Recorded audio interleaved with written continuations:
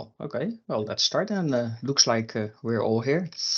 Yeah, hi all. I hope you still have some energy left after a long day of sessions.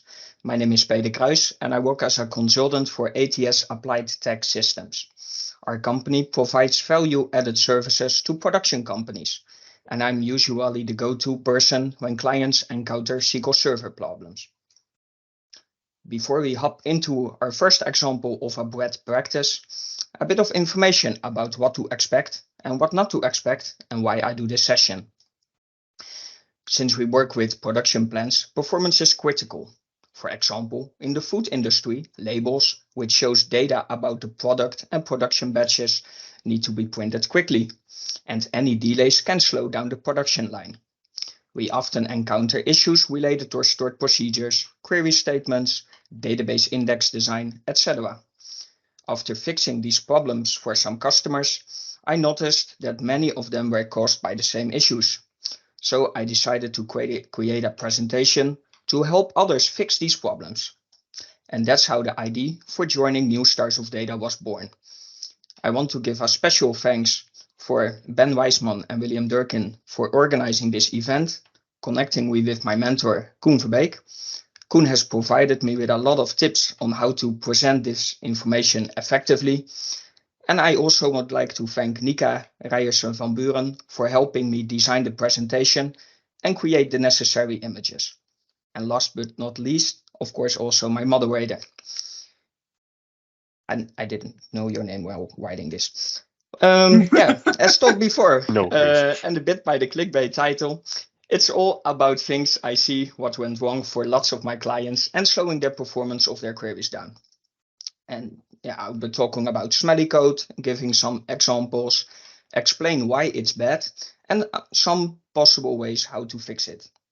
In my experience in SQL, the answer is most of the time, it depends. And there are more than one suitable solution. In this presentation, there will be my possible solutions, but yeah, I know there are more than one ways to get the job done. In this session, I'm not going to talk about hardware, which also can have a great impact on your workload. Also not about Windows or SQL Server related configurations. Both of them can be a full day of presenting. The same for index optimization. Indexes can be great for retrieving data fast, but can also be implemented wrong. Again, not today. Also, I won't cover how to find those smelly codes today. For people just starting, I can say, take a look at the first responder kit from Bent Ozer. It's a great start to start with the results coming from that. For the data used in the presentation, I am using the Stack Overflow database. This is published by the Stack Exchange Network. Well, let's start with the real session. Our first example is about user-defined scalar functions. A user-defined scalar function takes one or more parameters and returns a single value. And why should we use it? Well, when I was a starting professional, I started as a .NET developer, and I was taught some items which will make your code more maintainable because of reusability, consistency, customization, and abstraction. And well, yeah, we've been learning this for all the other programming languages also. Might it be good to use it in SQL also? Well, they can be nice, and they are improving with each new version of SQL Server. However, it is on my presentation for a reason. Let's look into that. To illustrate the use of a function in SQL Server, let's create an example in the Stack Overflow database. We will create a function that takes a post ID as an input and return the total score of all commands for that post. By encapsulating this logic within a function, we can easily reuse it in multiple queries or applications where we need to display the score. Now let's take a look at how we can use this function in a select statement. Using it is very straightforward. Once you have created a user-defined function in your database, you can simply call it within a select statement or any other SQL commands that allows you to use functions by providing the function name and provide any necessary input. In this example, we are retrieving the post ID and calling the get command score for post function for the top 100 posts in the post table. So as a result, we can see the post ID and command score for these records. By encapsulating our logic in a user-defined function and calling it within a select statement, we can easily reuse our code, which simplifies our queries. But now that we have our function defined and we know how we can use it, let's take a closer look at its performance. To start with this, we can run a simple test by executing the function for a single post and measuring its runtime using the set statistics IO command.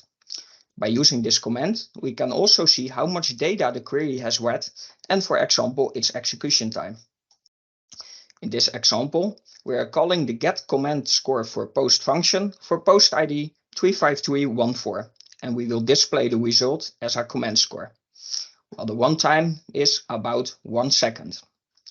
To gain a better understanding on the performance of our function, we can look at its execution metrics using the Messages tab.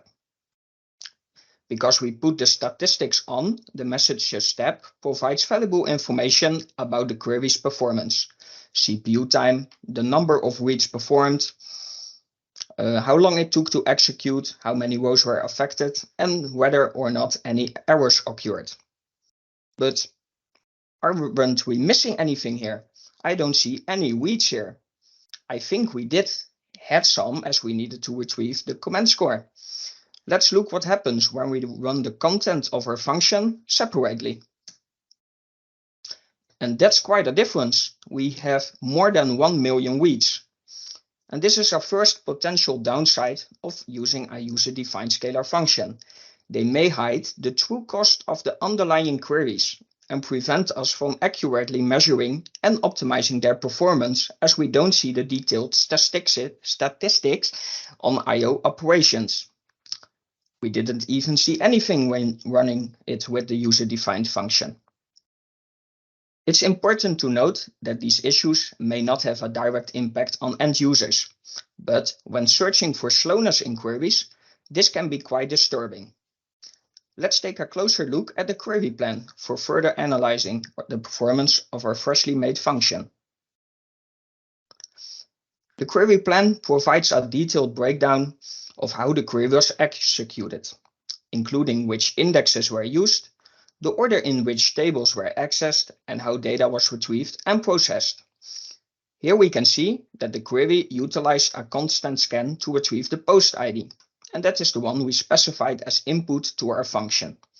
The compute scalar operation, which performs the actual computation on the scalar value, only accounted for 8% of the query's total cost. However, it says 8%, but it took the majority of the time. As we can see here, it took almost 2 seconds, while the constant scan, which has the higher estimated cost, is almost instantly, or is instantly. How is that possible? Well, that's because those numbers are made up and they don't make any sense. Let's see how the user-defined function performs when we run it for multiple posts at the same time. I have executed the get command score post for 100 rows and see how it performs. As we suspected, the query takes a long time to execute, which can be frustrating for end users, which then are waiting for the results. We know that the query needs to read a lot of data, as we have seen in the normal query where we didn't use the function. But without the detailed statistics, it's hard to pinpoint exactly where the performance bottleneck is. Another question we may have is whether the query runs in parallel. Parallelism can be a powerful tool for improving query performance, as it allows multiple threads to process different parts of the query simultaneously. Let's see if that worked out for us. As we can see in the query plan, the query is not executing in parallel. The reason for this is because the SQL defined function is not parallelizable, which is indicated by the property SQL user defined functions not parallelizable in the select operation properties, which means our function cannot be executed simultaneously by multiple threads, which can cause a significant performance bottleneck as it needs to do a lot of work. Looking at the query plan again, we can see that the majority of the time, again, is being spent in the compute scalar operation. This is where the function is being executed for each row of the result set. To get a better understanding of what's happening behind the scenes, we can set up an extended event or a profiler trace for the legacy people to capture more detailed information. And looking at the results of the extended event, we can clearly see that the function is being executed row by row. This means that for each row in our result set, the function is executed one after another. And as you might know, SQL Server is designed to work best when processing data in sets.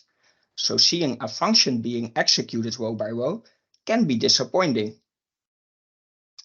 There are various solutions available to handle issues like these. While adding an index to the table used in the function can also make it a lot faster, let's explore a few other solutions for now. It's important to note that there may be additional or different solutions available. And like said before, in SQL, the most appropriate solution usually depends on several variables. There are different solutions you can use to tackle these kind of problems. Let's focus on two for now, which solves all the three issues we identified earlier. So the missing statistics, not using parallelism, and the row-by-row execution. The first solution involves rewriting your query to inline the contents of the function in a subquery. This can simply be done by copy and pasting. This is a fast and dirty solution, but it will get the job done. However, it may not be the best option. The second solution is to rewrite the whole query to join the comments and sum the score. This solution may initially be more work, but it can be better in the long run. And it's a lot faster also. Let's take a closer look into the new generated query plan. We now see the query plan of the second solution we presented, so the full rewrite of the query. And as you can see, the query now has parallelism because the indicators are showing, which means it's now able to execute in parallel. Additionally, we can now see the statistics being displayed, which was not the case with the user-defined scalar function. And with these changes, the query is now retrieving the data in less than 5 seconds for 100 rows, which is a significant improvement over the original query, where it was more than a minute. And this demonstrates how the right solution can have a huge impact on the performance of your queries. In SQL Server 2019, there is a feature called Scalar UDF inlining, which may inline the user-defined scalar functions and improve the query performance significantly. However, as you can see on the right side, there are a lot of requirements that the query must meet for this feature to work, and this list is growing each CU. However, if these requirements are met, the query optimizer will automatically inline the function and generate a more efficient query plan. And this can result in performance improvement, especially for queries that use scalar user-defined functions a lot.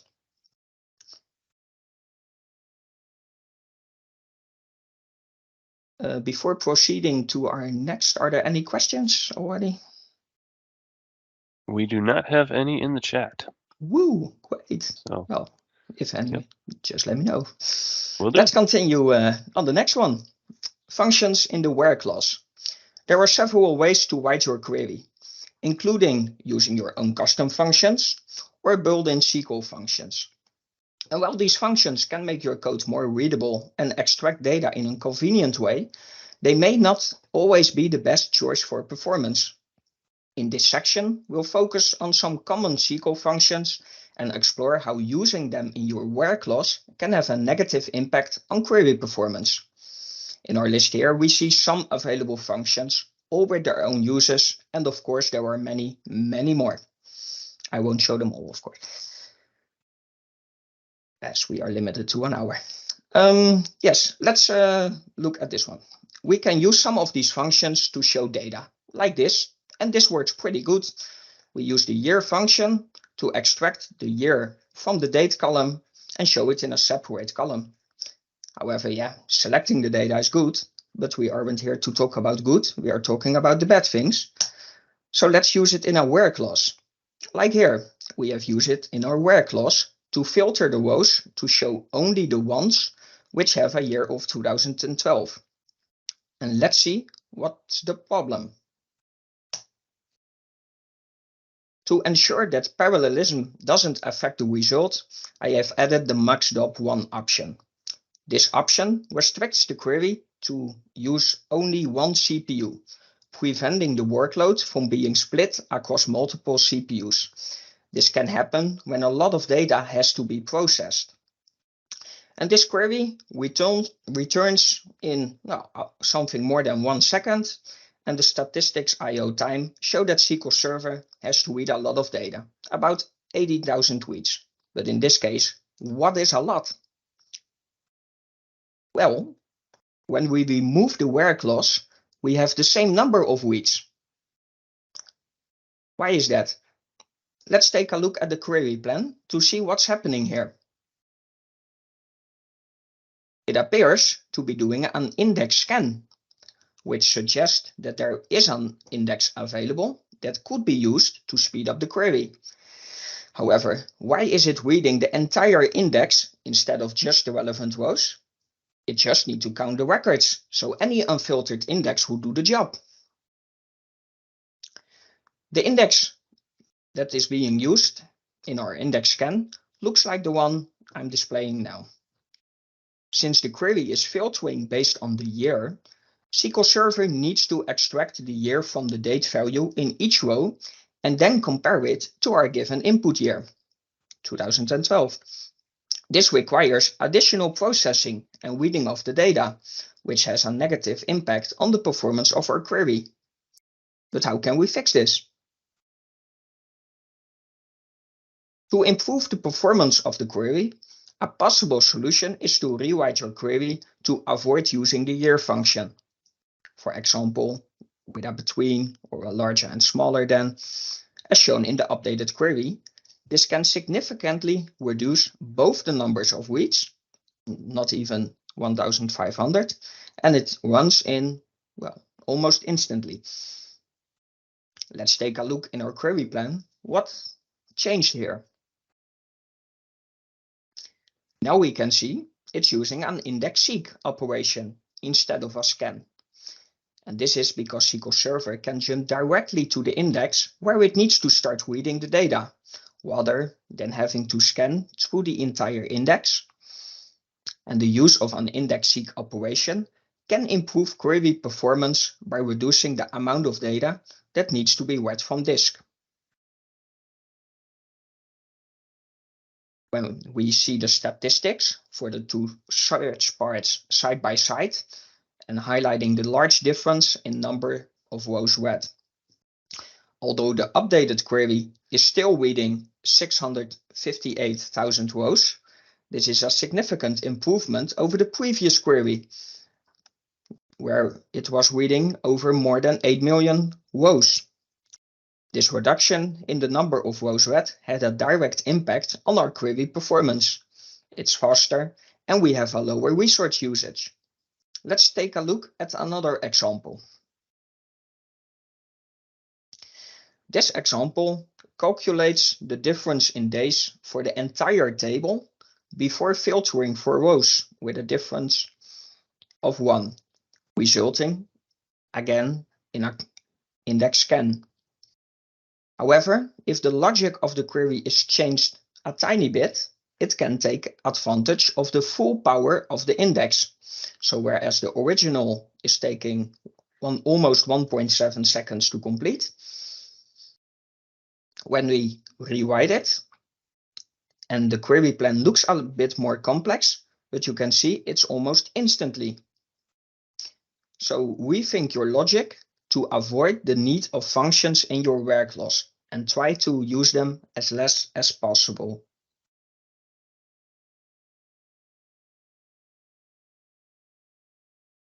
Next up, implicit casting. SQL provides the flexibility to convert data types. There were two types of conversions in SQL, implicit and explicit.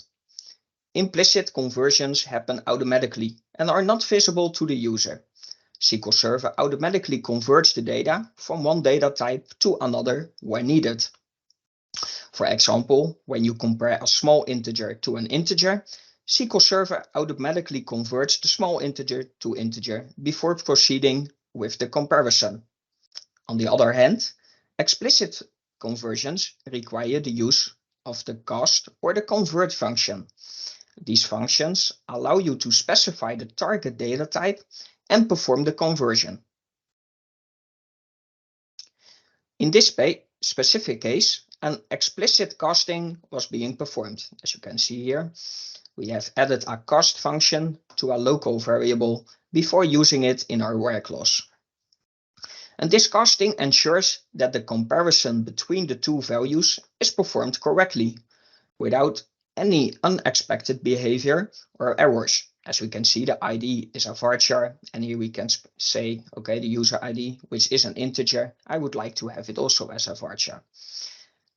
By explicitly casting the local variable to the same data type as the ID column, the comparison in the where clause returns the expected result, just one row. Let's also take a look at an implicit cast. Whoa. Big change of the query. In the modified query, an implicit casting occurs because we don't explicitly specify our target data type. And this happens because SQL Server automatically converts the data from one data type to another to match the data types used in the comparison. And that's pretty nice, isn't it? Yeah, but let's find out why it's on our list.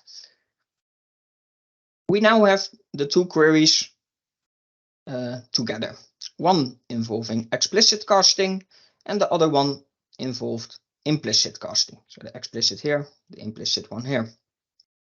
And to compare their performance, we ran both queries and we can see that both of them together took about 1 second to execute. However, when we look at the statistics IO, we can see that the query with implicit casting had significantly more reach. We only had 3 with the explicit, and we had 46,000 when using the implicit one. And this raises the question, why did the explicit conversion perform so much faster than the implicit version? To understand this, we need to look at the query plan for each of the query in our next sheet. We can see that the query with the explicit cast has a clustered index seek in its query plan.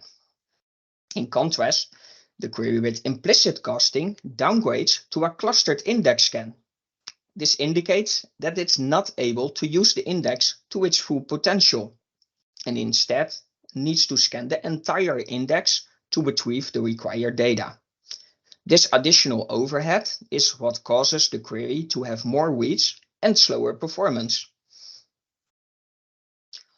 When we look into it more, by hovering our mouse over the seek and scan part, we can see that the reason for the downgrade was due to SQL Server changing the data type of the ID column to an integer. Here you can see implicit casting over the ID and then compare it with user ID. Well, here we can say we have the user's ID and we would like to convert only the user ID. So in this implicit casting, SQL Server thinks casting the whole table is better than casting just one record. And this is because SQL Server determines the data type conversion precedence based on a predefined order, where certain data types take precedence over others. For example, in this case, integer takes precedence over varchar, which means that SQL Server will convert the data type of the entire ID column to int before comparing it with the user ID parameter. And this can lead to inefficient query execution and slower performance, especially for larger tables. It's important to note that understanding the data type precedence is crucial for optimizing query performance. And by selecting the appropriate data types and conversion methods, we can improve the efficiency of our queries and reduce the need for unnecessary conversions. The data type precedence can be found in the Microsoft official documentation on data type precedence. In the previous slide, we discussed the issue of implicit casting in SQL queries and how it can lead to inefficient query execution and slower performance. But how can we fix it? One solution is to use explicit casting instead of implicit casting wherever possible. By explicitly defining the data type conversion, we can ensure that SQL Server is using the appropriate conversion method and not wasting resources on any unnecessary conversions. However, we need to make sure that the correct side of the data is being converted. In our example, the variable only contained one record, where the table has millions. In this case, it would be better to explicitly cast the integer to a varchar to prevent a clustered index scan. Or, the best solution, but not always possible, we can avoid the need for casting altogether by ensuring that our database has consistent data types for the same type of data. This means make sure that columns with the same data type have the same size and format. And by enforcing consistency in your database design, you can minimize the need for data type conversions and improve the overall efficiency of your queries. Let's continue to our next item. Still no questions? Sorry, it took me a minute to unmute there. Nope, still no questions. So Great. Well, yep. Then I can just hop into the next one. Yep. A common table expression, also named as CTE, is a temporary named result set that can be defined within the execution scope of a single select, insert, update, delete, or a merge statement. It can also be used in a create view statement as part of its defining select statement. The CTE is derived from a simple query and can include references to itself, making it a recursive CTE. Using a CTE can be beneficial for predefining data that will be used in the subsequent part of the query, which can improve the query's readability. However, there are cases where a CTE may not work as expected. We will see that in our next slides. To illustrate the uses of CTEs, let's consider an example query. In this query, we would like to retrieve the user ID and display name for all users, which reputation is equal to the average reputation of all users in our database. To accomplish this, we can first define a CTE named average reputation that calculates the average reputation of all users in the database. We then join this CTE with our normal users table, using the reputation column to match on the average reputation, which has been calculated in the CTE. The advantage of using a CTE in this scenario is that it allows us to predefine the average reputation calculation before joining with the users table. And this can make your query more readable and easier to understand. Of course, there are other ways to fix this query, but for the sake of simplicity, I have used this example. As you can see, we have almost the same query, however, we don't join it. So in this example, we see that the query, the CTE, has been created to retrieve the average reputation of users. The result set of the CTE is then used in the subsequent select statement to retrieve all the data from the average reputation. And looking at our performance, we see that this example will have about 45,000 reads to do in the users table. And when we look at our query plan, we can see a clustered index scan to retrieve the data from the users table. And this makes sense. We do need to calculate the average over all the rows. But let's change the query a little bit to reference the CTE twice. Let's see what will happen then. Since we're referencing the CTE twice, the query result will contain twice the same value in its columns. Of course, this is just a simple example on how to use a CTE multiple times in a query. In reality, the CTE will most of the time contain more complex logic. Let's see our query plan to see what the biggest misconception about the CTE and the reason why it's on my presentation.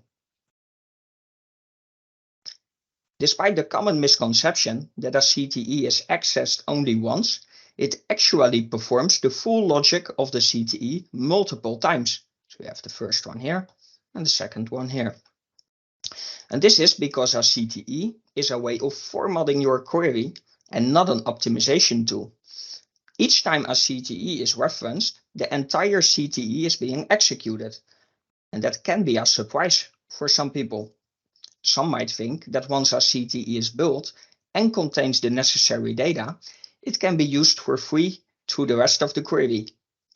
However, in reality, using a CTE in a production environment can be much more complicated and resource intensive than the small example we just saw, with the heavy part of the query being executed multiple times. Let's take a look at a possible solution for this behavior. To avoid executing the heavy logic of the CTE multiple times, one solution is to save the CTE results in a temporary table and use that table in subsequent parts of the query. The example provided shows how to create a temporary table using the select into statement and then join that table on itself to provide the same results as before. This approach can be useful when dealing with complex CTEs.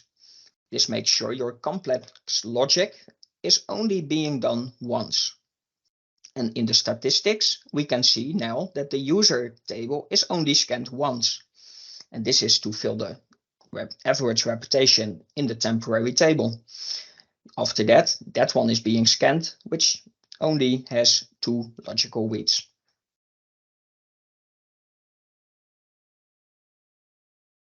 Next up, select star. Many of us have used the select star command at some point in our SQL queries. While it may come in handy for basic data retrieval in certain scenarios, it's worth noting that there are scenarios in which its use can be bad. In such cases, selecting all columns in a table could lead to slower query execution times, consume more memory resources than necessary. It can also result in too much data being retrieved, which can clutter the output and make it more challenging to analyze your results. Let's start with a small story about what happened not too long ago for one of my clients. A food industry client was sometimes experiencing timeouts when printing labels, and on those labels there is some product and batch information. Upon investigation, it was discovered that a select statement was the root cause of all the issues. The query was selecting all columns from a view, which turned out to have a view definition with almost 40 tables, 140 columns, scalar functions, implicit casting, a recipe for a disaster. It was clear that SQL Server had a hard time optimizing a select star from such a complex view. On the first run, the query took around 30 seconds to compile, which was the default.NET timeout. And when the query plan was in cache, it ran well, until it was evicted and leading to timeouts again. Upon further analysis, it was discovered that only 5 out of the 140 columns were actually required to print the label. Simply selecting those 5 columns instead of select star significantly reduced the compilation time, bringing it down to 100 milliseconds. Although the view and query were still far from optimal, still having implicit casting, scalar functions, etc., this simple modification was enough to fix the performance for now and buy some time to rewrite the view. Let's see why that happened. In this scenario, we have established an index on the column display name in the users table. And this index proves useful when we need to query the table for specific users and retrieve only their ID and display name. We use a query that leverages the index by specifying the desired columns in our select statement. And this approach resulted in an index seek. It optimizes query execution and it had a good performance. And we can see the benefit of this approach through the low number of reads. We have only 3 and we have a very short duration. It's almost instantly there. However, consider a scenario where we are querying data that we may or may not need in the future. And to future-proof the query, let's include a select star statement to retrieve all available data. A little bit like what happened for the label. At first glance, this may seem like a harmless decision with no cost. However, the reality is quite different. When we include the select star in our query, it alters the execution plan. Initially, the query may perform an index seek, which still is good, to retrieve the necessary records. However, as it now needs to retrieve all the columns, including those not present in our index, it also performs a key lookup to fetch the additional data. For the record in question, this approach would double the number of reads from 3 we had seen before to 6 we have now. While this may not seem like much for a single record, consider the impact of this inefficiency when the query is being executed thousands of times per second. And let's say we have modified the query to retrieve data for 1600 rows instead of just a single record. Will the difference be larger? Let's see. In this case, the impact of including select star can be much more. As mentioned before, using the select star can lead to additional reads. As the number of rows being retrieved increases, the impact of using select star can become even more, as we can see in this case. We go from 10 logical reads from using just the items we need, the ID and the display name, still the index seek, to more than 5,000 for 1600 rows. Let's add some more rows. Let's say we have modified the query to retrieve data for about 86,000 rows instead of just 1600 rows. What will happen then? When we select just the columns we need, we can see we still have an index seek, like before, with only 355 pages read. But what do we see here? Who knows? It's a clustered index scan with more than 44k reads, and that's awful. This increase in number of reads can have a huge impact on query performance and will be worse when working with even larger data sets. Additionally, when using this approach in a stored procedure, there may be parameter sniffing issues to consider. Therefore, it's crucial to think of the data being retrieved, the execution plan, and any potential parameter sniffing issues to ensure optimal query performance. So far, we've been discussing the use of select star in a query that retrieves data from a table. However, the impact of using select star can be larger when working with views. A view is essentially a stored query that retrieves data from one or more tables. Let's check out why the problem can be bigger. So we'll assume this is the view we are using. All items from the user and just a count of badges from the badges table. Let's compare the query plan of these two queries, where one has a select star and the other has just the 2 indexed columns we used before. And by comparing the 2 query plans, it becomes evident that SQL Server optimizes the query execution plan and avoids accessing the badges table altogether when it's not required for the output. This means that SQL only processes the part of the query that are relevant to the desired output, and it results in an improved query performance and definitely also reduced resource usage. And the impact of such optimization can be significant and can make all the difference in terms of query performance, as also was the case with the labels I talked about before.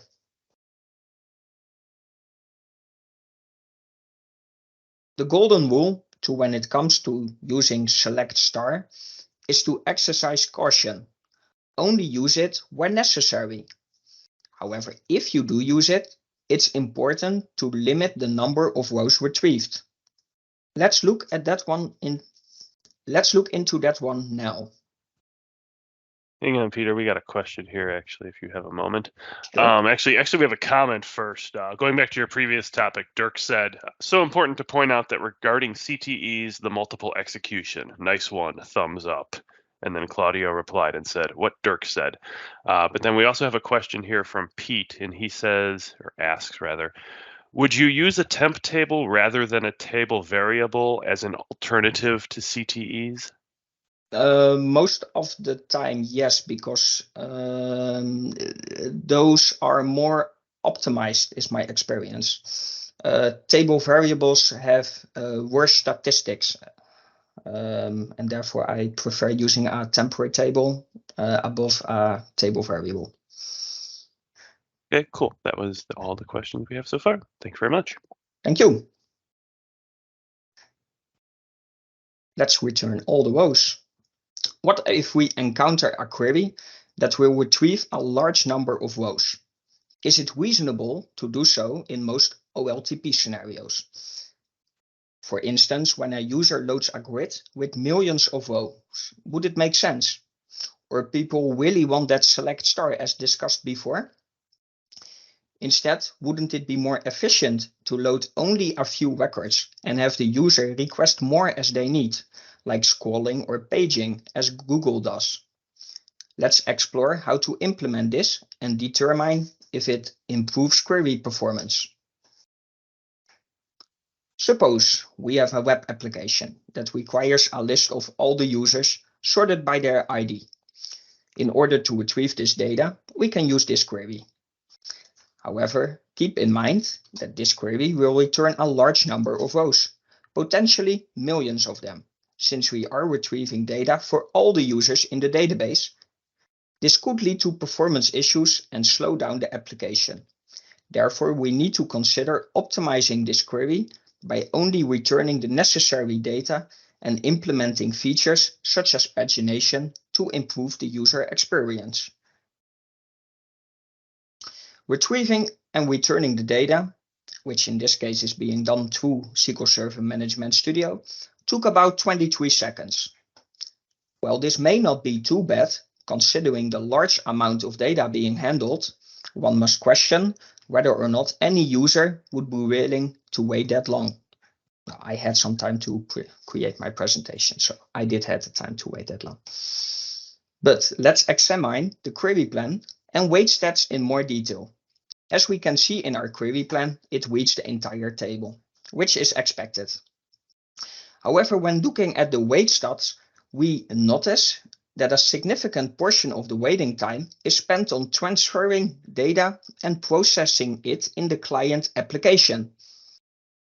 This is evident in the fact that almost 16 seconds of the total 23 seconds required for the query was spent waiting for the data to be sent to the client. Let's change our query. Because if we modify our application to display data in pages of 10, 20, or perhaps 100 rows, we may reduce the impact of displaying large amounts of data.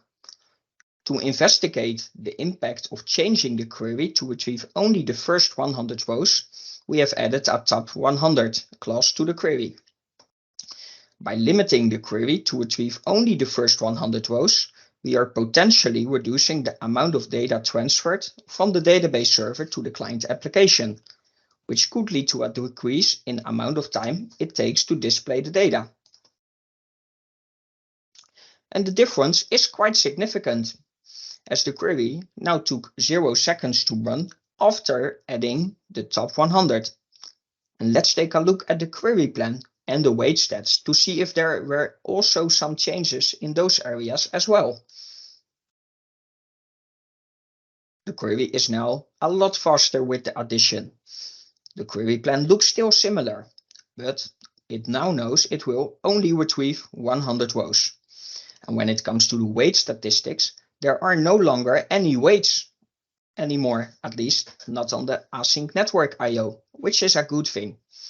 Showing only 100 rows at the same time can make a big difference for the user, as they can quickly scroll through their results and the next subset can be loaded simultaneously. However, since we have used the top clause, we need to fetch the next set of rows using some kind of paging technique. One way to retrieve data in subsets is by using offset and fetch clauses. These clauses allow you to specify how many rows to skip, the offset, and how many rows to retrieve, the fetch. For example, in this query, we are retrieving the first 100 rows of the result set, starting from offset 0, and this way we can show the user the data in smaller chunks, making the application more responsive and reducing the amount of data sent over the network. Now that the query is using the offset fetch method, the query execution time has significantly improved. As for the query plan, it looks almost identical to the previous one, except for the added offset and fetch operators. And how about our weight stats? And you can see the optimization, it's instantly there instead of waiting 23 seconds by copying all the data to your application. And regarding the weight stats, there are no weights on the async network I/O, again, as we also saw with the top 100 class. This is because the server is only sending the requested subset of data to the client application, which reduces the amount of data being transferred over the network. So to retrieve data from a SQL Server database while optimizing data selection, one can use pagination techniques such as offset fetch. Additionally, selecting only the necessary columns instead of retrieving all columns of a table can further reduce the amount of data transferred and improve application performance. Another approach to optimize data selection is to use caching to retrieve frequently accessed data, thereby minimizing the number of times the data needs to be fetched from the database. The fastest query is the query which isn't being run.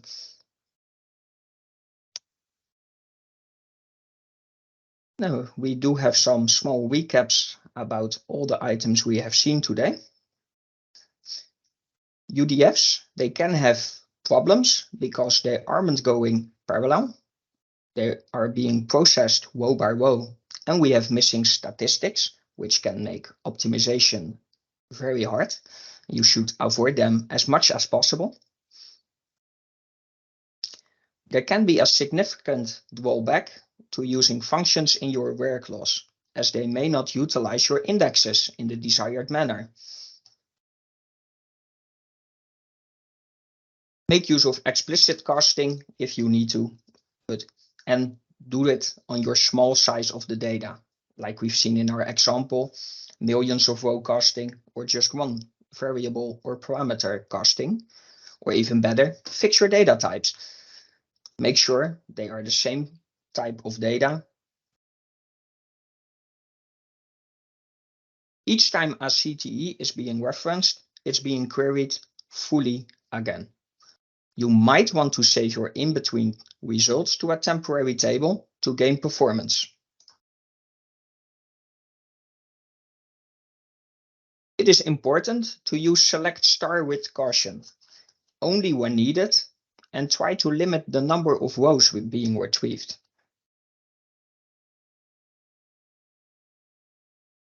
And yeah, think if you really need all the rows or that a subset will work. And if a subset can work for you, implement pagination. And this is the last of the session. Are there any other questions?